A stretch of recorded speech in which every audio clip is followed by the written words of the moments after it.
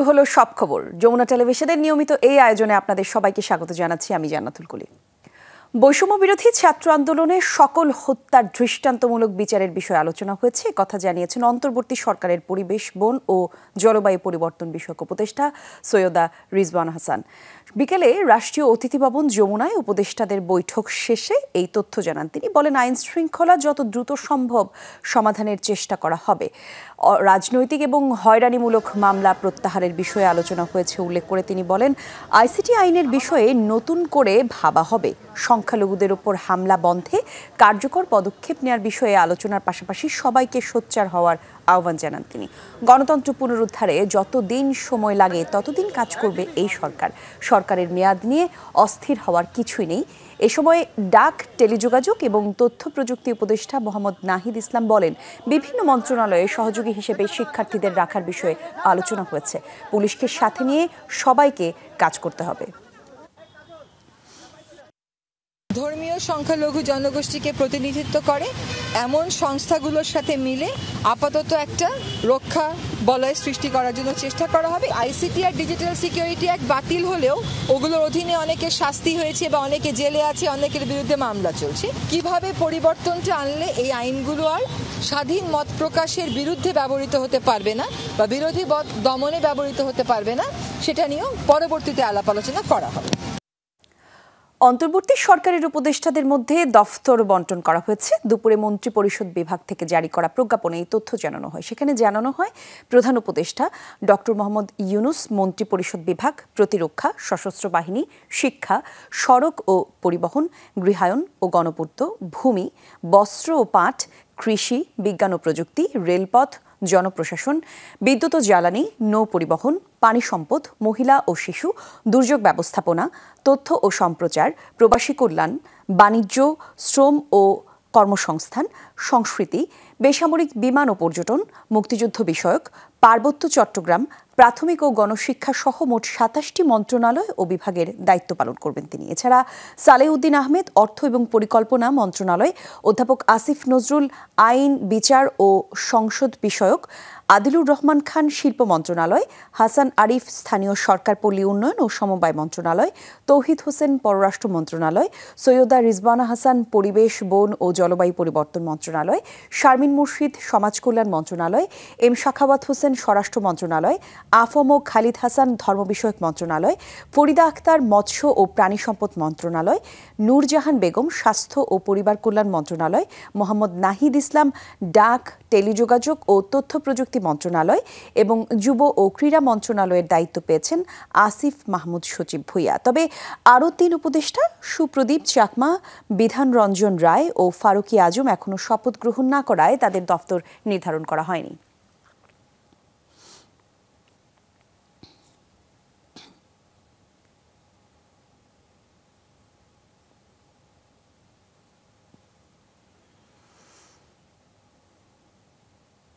মহান মুক্তিযুদ্ধ এবং ভাষা আন্দোলনের বীর শহীদদের প্রতি শ্রদ্ধা জানিয়েছেন অন্তর্বর্তীকালীন সরকারের সদস্যরা।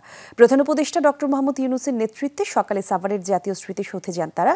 সেখানে আনুষ্ঠানিকতা শেষে আসেন কেন্দ্রীয় শহীদ মিনারে। গভীর শ্রদ্ধায় স্মরণ করেন ভাষা শহীদদের।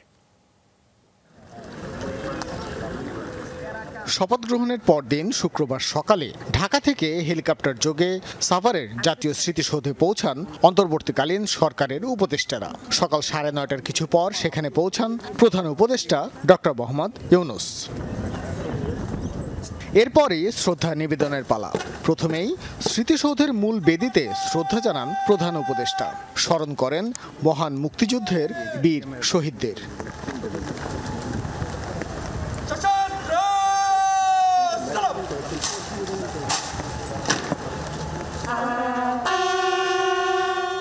শ্রদ্ধা নিবেদনের পর বৈরী আবহাওয়ার মাঝেও বেশ কিছুক্ষণ নীরবে দাঁড়িয়ে থাকেন অন্তর্বর্তীকালীন সরকার প্রধান।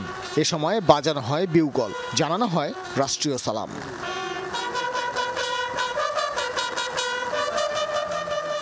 পরে শ্রদ্ধা জানায় উপদেষ্টা পরিষদ। উপস্থিত 13 উপদেষ্টাকে সাথে নিয়ে শ্রদ্ধা জানান ডক্টর মোহাম্মদ ইউনুস। শ্রদ্ধা নিবেদনের আনুষ্ঠানিকতা শেষে পরিদর্শন বইতে স্বাক্ষর করেন অন্তর্বর্তীকালীন সরকারের প্রধান উপদেষ্টা। সাভারের সকল আনুষ্ঠানিকতা শেষে কেন্দ্রীয় শহীদ মিনারে আসেন নতুন সরকারের সদস্যরা। প্রথমেই ভাষা আন্দোলনের ২০ শহীদদের প্রতি শ্রদ্ধা জানান নোবেলজয়ী একমাত্র বাংলাদেশি ডক্টর মোহাম্মদ ইউনূস। এরপর ভাষা শহীদদের প্রতি শ্রদ্ধা জানান উপদেষ্টা পরিষদের অন্যান্য সদস্যরা। ভাস্কর ভাদুরী, যমুনা নিউজ, ঢাকা। দায়িত্ব পাওয়া নিজ নিজ খাতকে সচল এবং দেশের স্বাভাবিক পরিস্থিতি ফিরিয়ে আনাই বড় চ্যালেঞ্জ, এমনটাই জানালেন অন্তর্বর্তীকালীন সরকারের উপদেষ্টারা। এ সময় তারা বলেন, দেশের বিভিন্ন খাতকে জনবান্ধব এবং সহজ করতে দরকার সমন্বিত প্রচেষ্টা। তবে এই মুহূর্তে বড় চ্যালেঞ্জ আইন শৃঙ্খলা পরিস্থিতি স্বাভাবিক করা। সকালে জাতীয় স্মৃতিসৌধ এবং শহীদ মিনারে জাতির শ্রেষ্ঠ সন্তানদের প্রতি শ্রদ্ধা জানান অন্তর্বর্তী সরকারের উপদেষ্টা মণ্ডলী। পরে পৃথকভাবে গণমাধ্যমে কথা বলেন কয়েকজন উপদেষ্টা। এ সময় আইন, বিচার ও সংসদ বিষয়ক উপদেষ্টা ডক্টর আসিফ নজরুল বলেন, দেশ বিনির্মাণের দায়িত্ব দেশবাসীরও। এছাড়া বিপর্যস্ত অর্থনীতি পুনরুদ্ধার, ব্যাংকিং ও পুঁজিখাতকে সচল করতেও উদ্যোগ নেবেন অর্থ ও পরিকল্পনা বিষয়ক উপদেষ্টা সালেউদ্দিন আহমেদ। ব্যবসা মন্থর হয়ে গেছে, নানা রকম চ্যালেঞ্জ, ব্যাংকিং সেক্টরের চ্যালেঞ্জ, অর্থনীতিতে পুনরুজ্জীবিত করতে হবে। মানুষের জীবিকার যে এটা এফেক্ট পড়েছে, এটাকে আপনার তাড়াতাড়ি আমাদের ইসে করতে হবে। ব্যাংকিং সেক্টর, আর্থিক সেক্টর, শুধু ব্যাংকিং না, পুঁজিবাজার আছে, তাই না, অন্যগুলো, সেগুলো আমরা ইনশাল্লাহ ঠিক করব। সবাই দোয়া করবেন, এটা আমাদের একার কাজ না, সারা দেশবাসীর কাজ। এবং আমাদের তরুণ সমাজ আমাদের জন্য যে অপূর্ব সুযোগ এনে দিয়েছে দেশ গড়ার, এই সুযোগটা যেন আমরা কাজে লাগাতে পারি। অন্তর্বর্তী সরকারের পররাষ্ট্র বিষয়ক দায়িত্ব পাওয়া তৌহিদ হোসেন বলেন, সব দেশের সাথে কূটনৈতিক কার্যক্রম, বিশেষভাবে বড় দেশগুলোর সাথে সম্পর্ক বাড়াবে বাংলাদেশ। এদিকে বন, পরিবেশ ও জলবায়ু বিষয়ক উপদেষ্টা সৈয়দা রিজওয়ানা হাসান বলেন, রাষ্ট্রীয় পরিকল্পনা অনুযায়ী কিভাবে ইতিবাচক কাজ করা যায় তাই তার লক্ষ্য। আমরা তো সবার সাথে ভালো সম্পর্ক রাখবো, সব দেশের সাথে, এবং বড় যে দেশগুলি আছে তাদের সাথে আমাদের সম্পর্কের একটা ব্যালেন্স মেইনটেইন করতে হবে। আগে রাষ্ট্রীয় ক্ষমতার বাইরে করতাম, এখন রাষ্ট্রীয় ক্ষমতার ভিতর থেকে করার চেষ্টা করব। আমার পরিকল্পনা হচ্ছে সত্যিকার অর্থে একটা উদার গণতান্ত্রিক পথে যেন বাংলাদেশ যাত্রা করতে পারে, সেই ভিত্তিটা স্থাপন করে দেওয়া। সিস্টেমের প্রতি যে অনাস্থা তৈরি হয়েছে, জনগণের সেই আস্থা ফিরিয়ে আনাকেই চ্যালেঞ্জ মনে করেন ডাক, টেলিযোগাযোগ ও তথ্য প্রযুক্তি বিষয়ক উপদেষ্টা নাহিদ হোসেন। যুব ও ক্রীড়া বিষয়ক উপদেষ্টা আসিফ মাহমুদ সজীব জানান, সামাজিক ও রাষ্ট্রীয় সংস্কারের ভিত্তিতে সুন্দর দেশ গড়ার প্রত্যয়। যেহেতু এই সরকার একটা গণ অভ্যুত্থানের ভিতর দিয়ে তৈরি হয়েছে, মানুষের এই সরকারের প্রতি আস্থাটা রয়েছে। বাংলাদেশ পুনর্গঠনের যে স্বপ্ন আমরা দেখিয়েছি বা প্রতিশ্রুতি রেখেছি, সেটি দ্রুত সময়ের মধ্যে কার্যকরাই আমাদের লক্ষ্য এবং উদ্দেশ্য। শিক্ষার্থীদের এবং ছাত্র জনতার কথাগুলো রাখতে পারবো, এবং আমরা যেই দাবি নিয়ে এই আন্দোলন করেছিলাম, শিক্ষার্থীদের যে দাবি ছিল, সেগুলো পূর্ণাঙ্গভাবে বাস্তবায়ন করতে সক্ষম হব। তবে স্বাভাবিক পরিস্থিতিতে দেশকে আনতে সবার আগে আইন শৃঙ্খলা পরিস্থিতি ঠিক করতে হবে, এমনটাও জানিয়েছেন উপদেষ্টারা। আহমেদ রেজা, যমুনা নিউজ, ঢাকা। আইন শৃঙ্খলা পরিস্থিতি স্বাভাবিক করা ও জনমনে শান্তি ফেরানো অন্তর্বর্তী সরকারের জন্য সবচেয়ে জরুরি বলে মনে করেন বিশ্লেষকরা। সেই সাথে অর্থনৈতিক আর রাজনৈতিক স্থিতিশীলতা প্রতিষ্ঠা, প্রাতিষ্ঠানিক সংস্কার আর বহির্বিশ্বে ভাবমূর্তি পুনরুদ্ধার ডক্টর মোহাম্মদ ইউনূসের অন্তর্বর্তী সরকারের জন্য বড় চ্যালেঞ্জ বলে মনে করেন তারা। জানান, সাম্য, ন্যায় বিচার এবং মানবিক বাংলাদেশ বিনির্মাণ না করতে পারলে ব্যর্থ হতে পারে ছাত্র জনতার আন্দোলন। বৃহস্পতিবার রাতে শপথের পর কাজ শুরু করেছে ডক্টর মোহাম্মদ ইউনূসের নেতৃত্বাধীন অন্তর্বর্তীকালীন সরকার। এরই মধ্যে হয়েছে দপ্তর বন্টন। রোববার থেকে আনুষ্ঠানিকভাবে দপ্তরে কাজ শুরু করবেন উপদেষ্টারা। কোটা সংস্কারকে কেন্দ্র করে গড়ে ওঠা ছাত্র আন্দোলনের ফসল ডক্টর মোহাম্মদ ইউনূসের এই সরকার। কার্যত 5 আগস্ট আওয়ামী লীগ সরকারের পতনের পর থেকে পুলিশ ও জনপ্রশাসনে নানা অস্থিরতা। বৃহস্পতিবার রাত পর্যন্ত ছিল না থানা পুলিশ। কোথাও কোথাও পাড়ায় মহল্লায় ডাকাতির আতঙ্ক ছিল, সংখ্যালঘু সম্প্রদায়ের ওপর হামলার অভিযোগ। এই অবস্থায় পরিস্থিতি স্বাভাবিক করাই সরকারের অগ্রাধিকার হওয়া জরুরি বলে মনে করেন বিশ্লেষকরা। প্রধান চ্যালেঞ্জ হলো আইন শৃঙ্খলা পরিস্থিতি নিয়ন্ত্রণে এনে দেশের জনগণের মনে শান্তি ফিরিয়ে আনা, যাতে মানুষ রাতে নির্ভয়ে ঘুমাতে পারে, নির্ভয়ে চলাফেরা করতে পারে, নিজের কাজ করতে পারে, কোনো ব্যবসা প্রতিষ্ঠান যেন ক্ষতিগ্রস্ত না হয়, কোনো দল যেন কাজ করতে পারে, কোনো ব্যবসা প্রতিষ্ঠান যেন ক্ষতিগ্রস্ত না হয়, কোনো দল যেন ক্ষতিগ্রস্ত না হয়, কোনো ব্যক্তি যেন ক্ষতিগ্রস্ত না হয়, এগুলোর নিশ্চয়তা বিধান করা।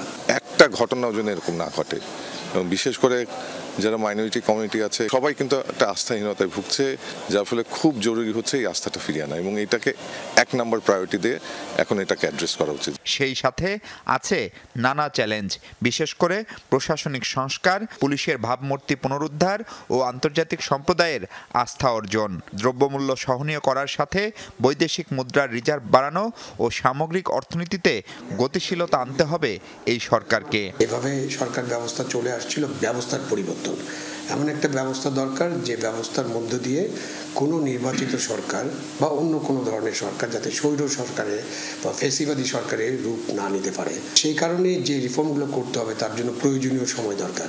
আমি মনে করি এই সরকার কমপক্ষে 1000 দিন থেকে এই কাজগুলো করা দরকার। সবচেয়ে গুরুত্বপূর্ণ চ্যালেঞ্জ হচ্ছে ইকোনমিক রিকভারি, আরেকটা হচ্ছে আমাদের যা প্রতিষ্ঠানগুলো ছিল সরকারের, আমরা যদি জুডিশিয়ারির কথা বলি, আমরা যদি পুলিশের কথা বলি, আমরা যদি অ্যাডমিনিস্ট্রেশনের কথা বলি, কোনো কিছু এখন আসলে প্র্যাকটিক্যালি এখন আর এক্সিস্ট করছে না। ইকোনমি যদি রিকভারি না হয় রাজনৈতিক অস্থিরতা কিন্তু বাড়বে খুব স্বাভাবিকভাবে। সব ছাপিয়ে হিংসা বিদ্বেষ ভুলে বৈষম্যহীন বাংলাদেশ গড়ার স্বপ্ন যেন কোনোভাবেই হোঁচট না খায় সেদিকে নজর রাখার তাগিদ তাদের। মাইনরিটি কমিটিকে ঘিরেই কিন্তু আন্তর্জাতিক রাজনীতি যারা অ্যাক্টর আছে তারা কিন্তু খুব সক্রিয়। এখন এটা যদি ট্যাকেল না করা যায় তখন এটা ট্যাকেল করতে গেলে ওনাদের নিরাপত্তা দেওয়া এবং সবাইকে ইন জেনারেল নিরাপত্তা নিশ্চিত করা, এটা না করতে পারলে কিন্তু যে অস্থিরতা তৈরি হবে সেটা কিন্তু আন্তর্জাতিক অ্যাক্টরদের জন্য কিন্তু নতুন আবার সুযোগও তৈরি করবে। ছাত্র জনতার গণ অভ্যুত্থানের মধ্য দিয়ে একটা সুযোগ এসেছে এবং এই সুযোগ আমাদের আশেপাশের দেশেও কখনো পাইনি।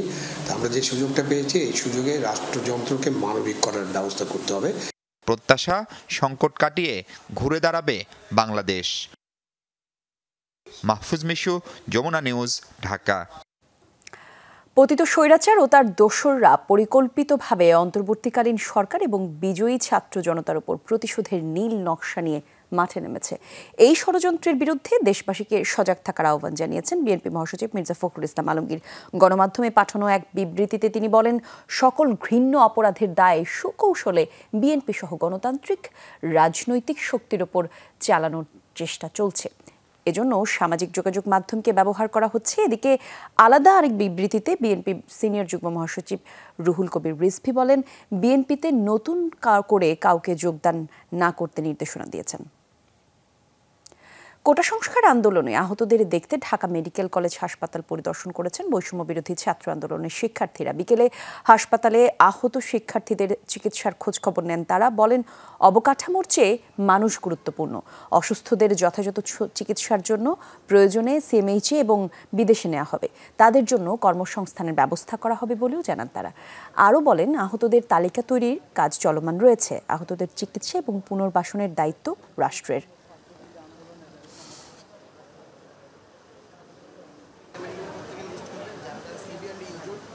এখানেও টিম গঠন করা হয়েছে বিভিন্ন ওয়ার্ডে দেখার জন্য এবং ঢাকার বাইরের অন্যান্য হসপিটালে জেলা পর্যায়ে এবং বিভাগ পর্যায়ে অন্য হসপিটালে দেখার জন্য বৈষম্য বিরোধী ছাত্র আন্দোলনের টিম গঠন করা হয়েছে। আমাদের ভাইরা সুস্থ হয়ে বাড়ি না যাওয়া পর্যন্ত আমাদের এই যে রাজপথে নেমে আসা ভাইদের খোঁজে বোনদের খোঁজে সেটি থামবে না।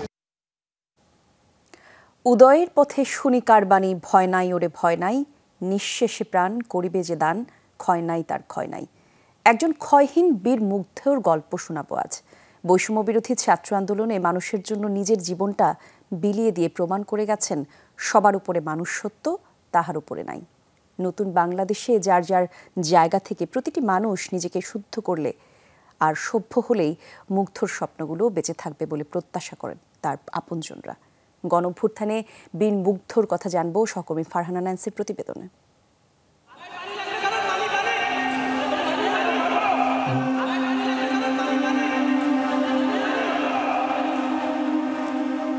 বিশাল এক শূন্যতার মাঝে বারবার প্রতিধ্বনিত হচ্ছে একটি বাক্য, পানি লাগবে পানি।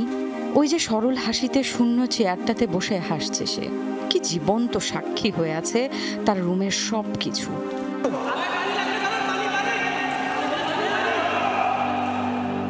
গণ অভ্যুত্থানের এই গল্পে চরিত্রের নাম মীর মাহফুজুর রহমান মুগ্ধ। বৈষম্য বিরোধী ছাত্র আন্দোলনে সে পথে নেমেছিল। বীরের বেশে মানুষের জন্য জীবন দিয়েছে তারুণ্যের প্রতীক মুগ্ধ। রাজনীতির কোনো লেনদেন ছিল না তার সাথে, অথচ আছে শুধু মানবিকতার গল্প। স্লোগান মুখর উত্তাল ক্ষণে কিংবা প্রতিরোধের দিনে সে সারথি হয়েছে সাহসের বাতিঘর হয়ে। একটা সুন্দর জিনিস দেখবেন, চলেন আপনাদেরকে দেখাই। ছাত্র জনতার জীবন বলিদানের গল্পে বীর মুগ্ধ উৎসাহ আর অনুপ্রেরণার এক নাম। তারই শূন্য চেয়ারটার পাশে বসা অবিকল দেখতে স্নিগ্ধর ঘুমের মধ্যে স্বপ্নে আসা যাওয়া চলছে ভাইয়ের। হুট করেও আমার পাশের থেকে, আমরা একসাথে ঘুমাচ্ছি, আমার পাশের থেকেও গায়েব হয়ে গেছে। আমি হুট করে ওকে দেখতে পারতেছি না। তো এরকমও স্বপ্ন আমি দেখি। তখন যখন এই দুঃস্বপ্নটা দেখছি আমার সাথে সাথে ঘুম ভেঙে গেছে। উঠে দেখি আসলেই ও আর পাশে নাই। ও আমার শুধুমাত্র ভাই ছিল না, ও বেস্ট ফ্রেন্ডের থেকেও যদি উপরে কিছু থাকে সেটা ছিল আমাদের। কত কত স্মৃতি আন্দোলিত করে চলেছে স্নিগ্ধর মস্তিষ্ককে। আমি আর মুগ্ধ যে বের হইতাম, আমরা এমনও গিয়েছে যে আমরা আগের দিন রাতের বেলা প্ল্যান করছি 12টার সময় যে আমরা কালকে সিলেট যাব, পরের দিন সকাল 6টা বাজে উঠে বাইক নিয়ে সিলেটের উদ্দেশ্যে বের হয়ে গেছি। আমাদের লাইফটা এরকমই ছিল। আমাদের একটা ড্রিম ছিল যে আমরা পুরো বাংলাদেশ বাইক দিয়ে ট্রাভেল করব। স্নিগ্ধর দৃঢ় উচ্চারণে বেঁচে থাকবে মুগ্ধর স্বপ্ন। মুগ্ধর যে আলাদা স্বপ্নগুলো ছিল এগুলো এখন আমার স্বপ্ন। বাবা মা সবসময় তো আমাদেরকে গুলে ফেলতো, স্পেশালি আমার বাবা এসে কখনোই আলাদা করে রাখতো না যে স্নিগ্ধ অথবা মুগ্ধ, সবসময় ডাকতো স্নিগ্ধ মুগ্ধ। মুগ্ধ যখন এক বৈষম্যহীন বাংলাদেশের আশা নিয়ে পৃথিবী ছেড়ে চলে যাচ্ছিল, ছোট্টবেলার বন্ধুটা আপ্রাণ চেষ্টা করেছিল তাকে বাঁচানোর। যেখানে বসেছিলাম ওই জায়গাটাতেই তাকাইছি, ওই জায়গাটাতেই মুগ্ধ বসা থেকে জাস্ট পড়ছিল। মুগ্ধ আমার দিকে তাকিয়ে আছে, ওর চোখ খোলা, কপালের মাঝখানে গুলির যে চিহ্নটা সেটা আছে, এটা থেকে রক্ত বের হচ্ছে। সাহসী বীর মুগ্ধ তুখর ছিলেন, যিনি নিমিষে মিশে যেতেন সাধারণে। তবে কেমন বাংলাদেশের স্বপ্ন দেখেছিল মুগ্ধ? একটা ছেলে রাতে ফ্রিল্যান্সিং করতেছে পুরো রাত জেগে, তার ওইখানে ফুললি সাকসেস। সে সকালবেলা ভার্সিটি ক্লাস করতেছে, ওর এভারেজে সব বায়াররা ছিল হাইলি স্যাটিসফাইড, যে কারণে ওকে 5 স্টার রেটিং দিয়েছিল। আমাদের পক্ষ থেকে যেটা আবেদন থাকবে যে ওর এই যে চিন্তাভাবনা, মানুষ হয়ে মানুষকে সাহায্য করা, নিজেরা সভ্যভাবে থাকার যে চিন্তাটা, এটাই যদি মানুষ আমাদের সবার মধ্যে আমরা করে নিতে পারি, সেটা হবে তার জন্য সবচেয়ে বড় সম্মান। স্বাধীনতা অর্জনের চেয়ে স্বাধীনতা রক্ষা কঠিন। এই নতুন বাংলাদেশ যেন মুগ্ধর স্মৃতি ধরে রক্ষা করে মানবিকতার ইতিহাস। মুগ্ধর স্নিগ্ধ হাসি যেন ফুটে ওঠে বাংলার মুখে মুখে। ফারহানা ন্যান্সি, যমুনা নিউজ, ঢাকা। বাংলাদেশে গণতন্ত্র প্রতিষ্ঠা এবং অর্থনৈতিক উন্নয়নে অন্তর্বর্তীকালীন সরকারকে সহযোগিতা করবে জাতিসংঘ, এমনটা জানিয়েছেন ঢাকায় জাতিসংঘের আবাসিক প্রতিনিধি গোয়েন লুইস। বিএনপির প্রতিনিধি দলের সঙ্গে বৈঠক শেষে তিনি বলেন, রাজনৈতিক দল এবং সুশীল সমাজের সঙ্গে জাতিসংঘের আলোচনা অব্যাহত থাকবে। আর বিএনপির স্থায়ী কমিটির সদস্য আমির খসরু মাহমুদ চৌধুরী আশা প্রকাশ করে বলেন, সকলে মিলে গড়ে তোলা হবে আগামীর বাংলাদেশ। ছাত্রনাগরিক অভ্যুত্থান শেষে অন্তর্বর্তীকালীন সরকার শপথ গ্রহণের পরদিনই বিএনপির সঙ্গে বৈঠক করল জাতিসংঘ। শুক্রবার বেলা 11টার দিকে গুলশানে বিএনপি চেয়ারপারসনের কার্যালয়ে আসেন জাতিসংঘের আবাসিক প্রতিনিধি গোয়েন লুইস। বিএনপির পক্ষে দলের মহাসচিব মির্জা ফখরুল ইসলাম আলমগীরের নেতৃত্বে স্থায়ী কমিটির সদস্য আমির খসরু মাহমুদ চৌধুরী ও আন্তর্জাতিক কমিটির সদস্য শ্যামা ওবায়েদ উপস্থিত ছিলেন। বৈঠক শেষে কূটনীতিক গোয়েন লুইস জানান, কি করে জাতিসংঘ বাংলাদেশকে সহযোগিতা করতে পারে তা নিয়েই এই আলোচনা। এই ইস্যুতে দেশের অন্য সব দল ও সুশীল সমাজের সঙ্গে বৈঠক করবেন তারা। কি করে জাতিসংঘ বাংলাদেশকে সহযোগিতা করতে পারে এবং কি করে অর্থনৈতিক অগ্রগতি হতে পারে দেশের, সেসব নিয়ে আলোচনা অব্যাহত থাকবে। বাংলাদেশের উন্নয়নকে অগ্রাধিকার দেওয়া হবে, সেই সাথে পরবর্তী নির্বাচনের আগ পর্যন্ত অন্তর্বর্তীকালীন সরকারকে সমর্থন দিয়ে যাব। সহিংসতা বন্ধ করে সকলকে শান্ত থাকার আহ্বান জানাচ্ছি। এ সময় বিএনপির স্থায়ী কমিটির সদস্য আমির খসরু মাহমুদ চৌধুরী বলেন, বাংলাদেশের মানবাধিকার ও গণতন্ত্র নিয়ে উন্নয়ন সহযোগীদের শঙ্কা কেটে গেছে। হিউম্যান রাইটস ফিরিয়ে আনা, বাংলাদেশের উন্নয়ন পার্টনার যারা আছে তারা বাংলাদেশের আগামী দিনের ভবিষ্যৎ কী হবে সেটা নিয়ে সকলের মধ্যে একটা দ্বিধাদ্বন্দ্ব ছিল। আজকে সকলের সেই শঙ্কা কেটে গেছে এবং সেই শঙ্কা কেটে আগামী দিনের বাংলাদেশ আমরা সকলে মিলে কীভাবে করব। ভাই, নিরপেক্ষ নির্বাচন নিয়ে তো কারো মনে কোনো সন্দেহ নাই। বাংলাদেশেও নাই, বাইরেও নাই। তো সেটা তো হবেই, সেটা তো হতেই হবে। এই জন্যই তো আজকে বাংলাদেশের আন্দোলন হয়েছে, রক্ত দিয়েছে। প্রায় ঘণ্টাব্যাপী এই বৈঠকে জাতিসংঘের আবাসিক প্রতিনিধির সঙ্গে ছিলেন ঢাকাস্থ জাতিসংঘের মানবাধিকার বিষয়ক বিশেষজ্ঞ হুমা খান। সাইফুদ্দিন রবিন, যমুনা নিউজ, ঢাকা। অন্তর্বর্তীকালীন সরকারকে সমর্থন জানিয়েছে জাতীয় পার্টি।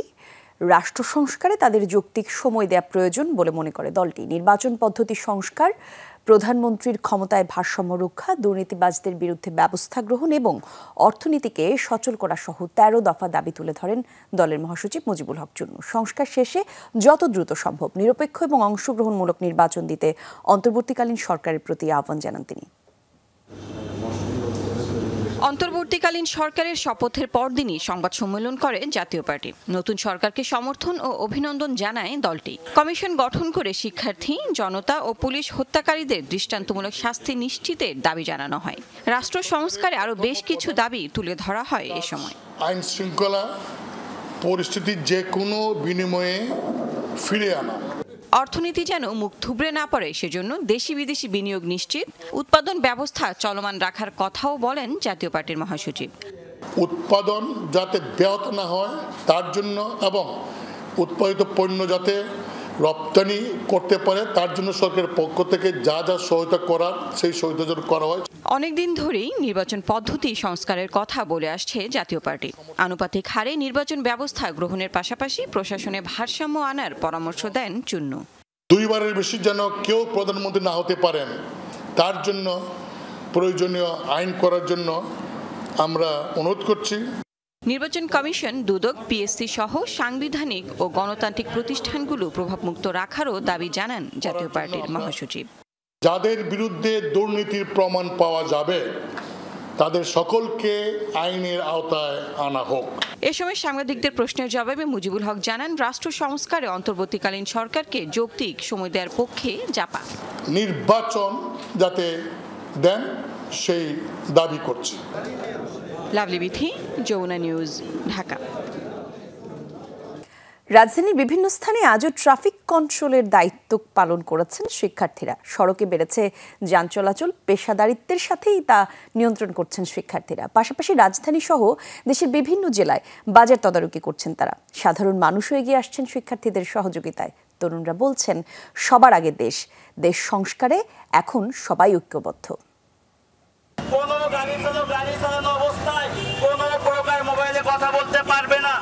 দেশ এখন তরুণদের হাতে, তাই অন্যান্য দায়িত্বের পাশাপাশি ট্রাফিক বিভাগের দায়িত্ব কাঁধে তুলে নিয়েছেন শিক্ষার্থীরা। রোদ বৃষ্টি উপেক্ষা করে রাস্তায় যান চলাচলে শৃঙ্খলা ফেরাতে ব্যস্ত তারা। সাথে আছেন আনসার সদস্যরাও। আমাদেরকে সাহায্য করার নমুনা দেখে বোঝা যাচ্ছে যে মানুষ আসলে এতদিন অতিষ্ঠ ছিল। আমাদের ডিরেকশনে সবাই ট্রাফিক মানতেছে, জনগণরা আমাদের অনেক হেল্প করতেছে। অ্যাম্বুলেন্সের জন্য আলাদা একটা লাইন করে দিছি যাতে ওনারা তাড়াতাড়ি যেতে পারে। এত কষ্ট করতেছে রোদের মধ্যে, তারপরে ওদের মনে এত আনন্দ, আমাদের মনে অনেক আনন্দ। আমরা একটা নতুন বাংলাদেশ চাই যেখানে সব ধরনের নিয়ম মানব। শিক্ষার্থীদের সুবিধার্থে তাদের অনেককে সরবরাহ করা হয়েছে নির্দিষ্ট পোশাক। শিক্ষার্থীদের সুবিধার্থে তাদের অনেককে সরবরাহ করা হয়েছে নির্দিষ্ট পোশাক, ছাতা সহ অন্যান্য সামগ্রী। শিক্ষার্থীরা বলছেন, কষ্ট হলেও দেশের জন্য কাজ করতে পেরে খুশি তারা। যারা ট্রাফিক মানে নাই বা হেলমেটবিহীন ছিল তাদের 10 মিনিট আমরা এই ট্রাফিকের দায়িত্ব দিয়েছি। আমরা 3টা লাইনে গাড়িগুলোকে পার করতেছি, ইমার্জেন্সি লেন আর রিক্সার জন্য একটা লেন প্লাস একটা বাসের জন্য একটা লেন, এইভাবে আমরা কাজ করতেছি। সাধারণ মানুষও শিক্ষার্থীদের কাজে সন্তুষ্ট। বলছেন, ট্রাফিক আইন পরিপূর্ণভাবে না জানলেও পেশাদারিত্বের সাথে যানজট নিরসন করছেন তারা। এই ট্রাফিক বিভাগের ঊর্ধ্বতন কর্মকর্তা আছে, ওরা যেন একটু দিক নির্দেশনা দেয় আমাদের স্টুডেন্টের উদ্দেশ্যে। প্রত্যেকটা সিরিয়ালে আগে আমাদের যে সিগন্যালগুলোতে 10 মিনিট 20 মিনিট দাঁড়িয়ে থাকতে হতো, এখন অনেকটাই কম দাঁড়ানো হচ্ছে। বিনা স্বার্থে যেন তারা শ্রম দিছে, এটা তাদের অনেক আনন্দের বিষয়, খুশির বিষয়। কারণ তারা দেশটার আবার সুন্দর করে সাজাইতে চাইতেছে। না বেশিক্ষণ তারা করে না, 5 থেকে 4 মিনিট তারপর ছেড়ে দেয়, আর এমনি কোনো যানজটও নাই। বাজার নিয়ন্ত্রণেও মাঠে নেমেছে শিক্ষার্থীরা। দেশের বিভিন্ন জায়গায় দেখা গেছে তাদের তৎপরতা। তারা কথা বলছে ক্রেতা বিক্রেতাদের সঙ্গে, যাচাই করছে দাম, তাগিদ দিচ্ছে সবাইকে সচেতন থাকার। ছাত্র সমাজের সবাই সকল ভাইরা মিলে আমরা মনিটরিং এর কাজে আসছি, যাতে কেউ বাড়তি দাম বা জনমানুষকে কোনো ভোগান্তিতে না ফেলাইতে পারে। জেলা কর্তৃক আমাদের বাজার মনিটরিং চলছে, আমরা আশা করি এই মনিটরিং আমরা অব্যাহত রাখবো। শিক্ষার্থীদের সহযোগিতায় এগিয়ে আসছেন সাধারণ মানুষও। খাবার ও পানি দিয়ে এই পরিবর্তনের ভাগীদার হচ্ছেন অনেকেই। সবার চাওয়া নতুন করে আবারও যাত্রা শুরু করুক বাংলাদেশ। সুমাইয়া ঐশী, যমুনা নিউজ, ঢাকা। দেশ করার দায়িত্ব যেন কাঁধে তুলে নিয়েছেন শিক্ষার্থীরা। ট্রাফিক পুলিশের অনুপস্থিতি নিজেরাই পালন করছেন সেই দায়িত্ব। নগরীর জঞ্জাল আবর্জনা তারাই পরিষ্কার করছেন। নিত্যপণ্যের দর নিয়ন্ত্রণে বাজার মনিটরও করছেন শিক্ষার্থীরাই। তপ্ত দুপুর, গরমও প্রচণ্ড। এর মাঝেই সড়কে শৃঙ্খলা ফেরাতে ব্যস্ত একদল শিক্ষার্থীরা। রাজশাহী নগরীর মোড়ে মোড়ে অবস্থান নিয়ে কাজ করছে যানজট নিরসনে। এমন চিত্র প্রায় সারা দেশেই। শিক্ষার্থীদের সাথে যোগ দিয়েছে রোভার স্কাউট, রেড ক্রিসেন্ট সহ বিভিন্ন স্বেচ্ছাসেবী সংগঠন। সাথে রয়েছেন আনসার সদস্যরাও। গাড়ির লাইসেন্স সহ প্রয়োজনীয় কাগজপত্র যাচাই করছে শিক্ষার্থীরাই।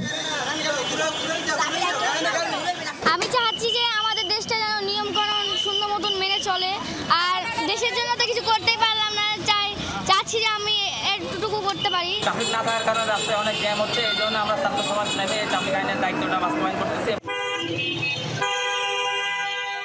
শহরের জঞ্জাল পরিষ্কারের দায়িত্ব নিজেদের কাঁধে তুলে নিয়েছে শিক্ষার্থীরা।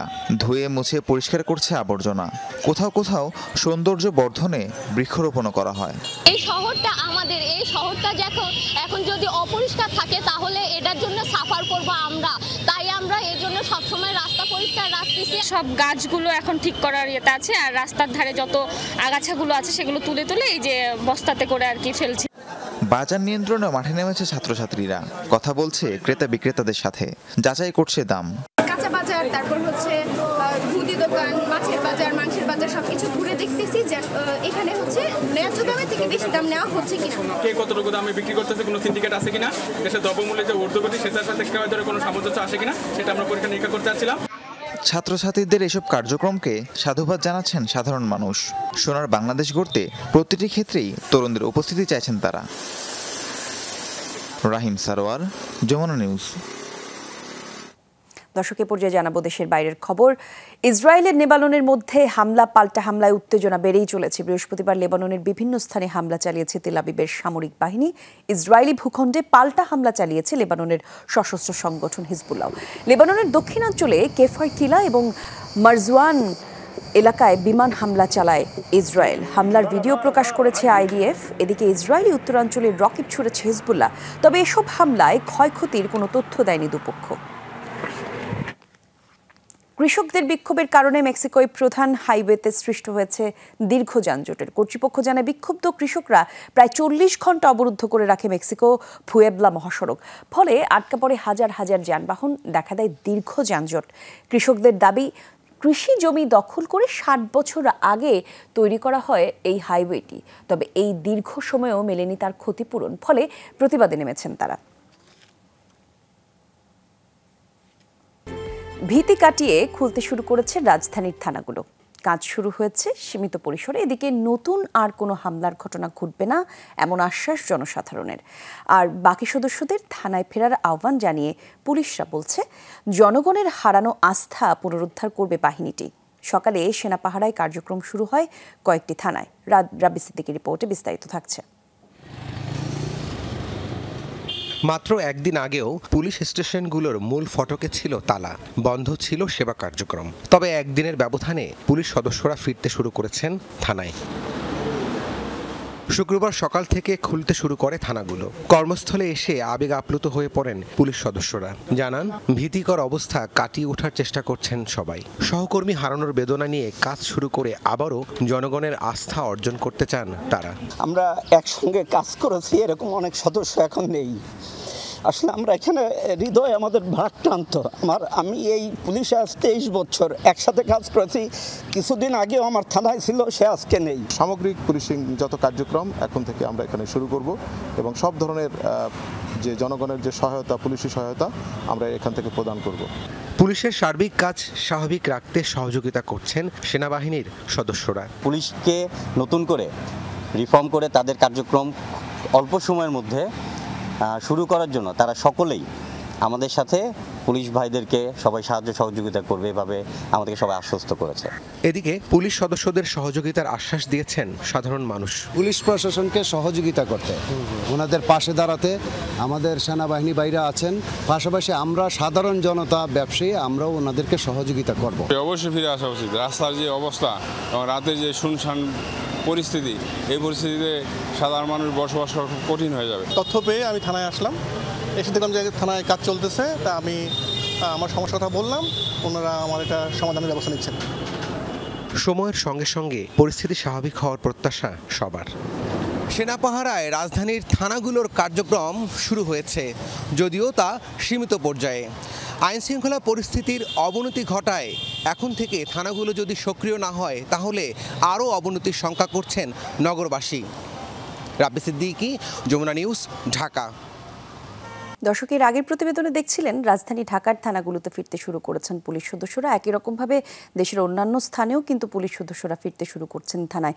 আমরা একটু খুলনার খবর জানবো, আমাদের সহকর্মী প্রবীর বিশ্বাস আমাদের সঙ্গে জোর দেবেন। প্রবীর, একটু জানাবেন খুলনায় সব থানায় পুলিশ সদস্যরা ফিরেছেন কিনা? এর আগের খবরে আপনি যেমন জানাচ্ছিলেন ধীরে ধীরে তারা শুরু করছেন কার্যক্রম। ঊর্ধ্বতন কর্মকর্তা কর্মচারীরা কি বলছেন? কবে নাগাদ পুরোদমে চালু হতে পারে থানার কার্যক্রম? খুলনা মেট্রোপলিটনের আওতায় 8টি থানা এবং খুলনা জেলা পুলিশের আওতায় আরও 9টি থানা রয়েছে। যেসব জায়গা থেকে আমরা খবর পেয়েছি, কোনো থানাতে পুলিশ সদস্যরা যে থানার বাইরে ছিল এই কয়েকদিনে, সেই পরিস্থিতি কিছুটা হলে বদলাতে শুরু করেছে। তারা থানা অভ্যন্তরে আসছে, কেউ সাদা পোশাকে, কেউ রাষ্ট্রীয় পোশাকে। তাদের সঙ্গে আমাদের কথা হয়েছে। আগের ঘন্টা আমরা ছিলাম খুলনা সদর থানায়, এখন রয়েছে খুলনা মেট্রোপলিটনের সোনাডাঙ্গা মডেল থানাতে। দেখতে পাচ্ছেন এখানে যে সমস্ত পুলিশ সদস্যরা আছে যারা এই থানাতে কাজ করেন, তারা কিন্তু বিকাল থেকে তাদের যে হাজিরাটি, সেই হাজিরাটি তারা নিশ্চিত করেছেন। তবে বাইরে কাজে যাওয়ার ক্ষেত্রে তারা কিন্তু এখনও সংশয় প্রকাশ করেছেন। একই সাথে তাদের যে 11 দফা দাবি রয়েছে, সেই দাবির প্রতিও তারা অনড়, সেটি তারা বলেছে। তবে সবচেয়ে যে জায়গাটিতে তারা বলেছেন আমাদেরকে, সেটি হচ্ছে তাদের নিরাপত্তা। অর্থাৎ তারা মানুষের জানমালের নিরাপত্তা দেবে, অথচ তাদের নিরাপত্তাটা কোথায়? সে কারণে পুলিশের পক্ষ থেকে এবং সমাজ ব্যবস্থা থেকে তাদের নিরাপত্তাও নিশ্চিত করতে হবে। এবং আমরা শেষ সময় দেখেছিলাম খুলনা মেট্রোপলিটন পুলিশের কমিশনার মোহাম্মদ মোজাম্মেল হক বৈষম্য বিরোধী খুলনায় যে সমস্ত শিক্ষার্থীরা রয়েছে, খুলনা বিশ্ববিদ্যালয়, খুলনা প্রকৌশল বিশ্ববিদ্যালয় সহ অন্যান্য যে সমস্ত শিক্ষা প্রতিষ্ঠানের শিক্ষার্থীরা তাদের সঙ্গে কথা বলছেন এবং তারা আলাপ করেছে যে কিভাবে খুলনা পুলিশের যে কার্যক্রম সেটা নিশ্চিত করা যায়। কারণ শিক্ষার্থীরা এটা বলেছেন যে পুলিশ এই মুহূর্তে ভীষণ দরকার মানুষের জানমাল রক্ষা করার জন্য। সে কারণে পুলিশই মাঠে থাকবে, তারা তাদের দায়িত্ব পালন করবে। এই জন্য তাদের নিরাপত্তার যে বিধানটি নিজেরা যেমন দায়িত্ব নেবে, সমাজকেও দেখতে হবে, একই সাথে শিক্ষার্থীরাও মাঠে থাকবে। সেজন্য হয়তোবা আগামীকাল সকাল থেকে খুলনা মেট্রোপলিটন পুলিশ বা খুলনা জেলা পুলিশের যে সমস্ত সদস্যরা তারা কাজে নামতে পারে। তবে এইখানে যে সমস্ত পুলিশ সদস্য রয়েছে তারা বলেছে তাদের কেন্দ্রীয়ভাবে কোনো নির্দেশনা আসবে, তাদের নিরাপত্তা বিধান, তাদের 11 দফা দাবি। বুঝতেই পারছি। ধন্যবাদ আপনাকে প্রবীর আমাদের সঙ্গে যুক্ত হওয়ার জন্য। চলমান পরিস্থিতিতে শান্তি শৃঙ্খলা বজায় রাখতে রাজধানীর লালবাগে পুলিশ এবং সংখ্যালঘু সম্প্রদায়ের প্রতিনিধিদের সাথে মতবিনিময় করেছেন স্থানীয় গণ্যমান্য ব্যক্তিরা। পরে তারা কয়েকটি মন্দির পরিদর্শন করেন। দুপুরে লালবাগ থানার সামনে তারা কথা বলেন ভারপ্রাপ্ত কর্মকর্তা হেলাল উদ্দিনের সঙ্গে। তাকে ফুল দিয়ে শুভেচ্ছাও জানান তারা। আইন শৃঙ্খলা রক্ষায় পুলিশকে সহযোগিতার আশ্বাস দেন এলাকাবাসী। ওসি হেলাল উদ্দিন বলেন, স্থানীয়দের সহযোগিতা পেলে নির্বিঘ্নে কাজ করতে পারবে পুলিশ। পরে সন্ত্রাস দমনে শান্তি মিছিল করে সবাইকে সজাগ থাকার কথা বলা হয়।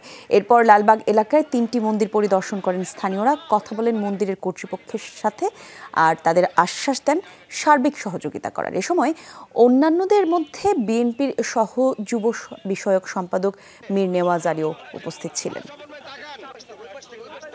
ভয়াবহ দূষণের কবলে পড়েছে পেরুর তবলাচাকা নদী। পরিত্যক্ত খনি থেকে বজ্র পদার্থ নিঃসৃত হয়ে ব্যাপকভাবে দূষিত হয়েছে পানি। ভিডিও ফুটেজে দেখা যায় ঘন কমলা রঙের বনের দূষিত পানি প্রবেশ করছে নদীতে। আর দেশটির পরিবেশ মন্ত্রণালয় জানিয়েছে অতিরিক্ত পানির চাপে পরিত্যক্ত ওই খনির মুখের বাঁধ ভেঙে যায়, তার ফলেই তবলাচাকা বেসিনে ঢুকে পড়তে থাকে দূষিত পানি।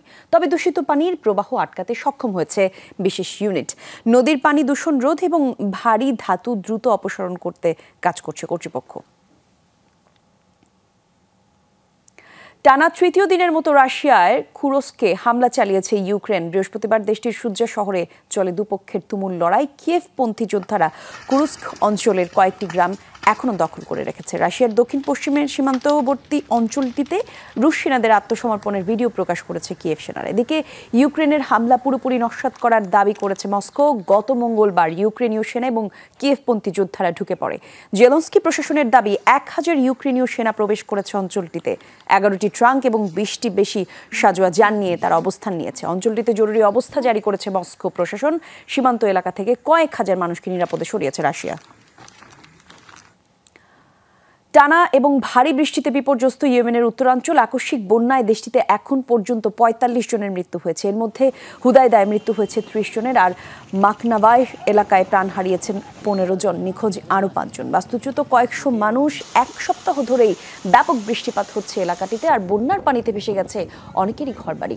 স্থানীয় কর্তৃপক্ষের দাবি বন্যার কারণে অন্তত 500 পরিবার ঘর ছাড়তে বাধ্য হয়েছেন। দর্শক, এই ছিল সব খবরের আয়োজনে এতক্ষণ সঙ্গে ছিলেন যারা। ধন্যবাদ সবাইকে।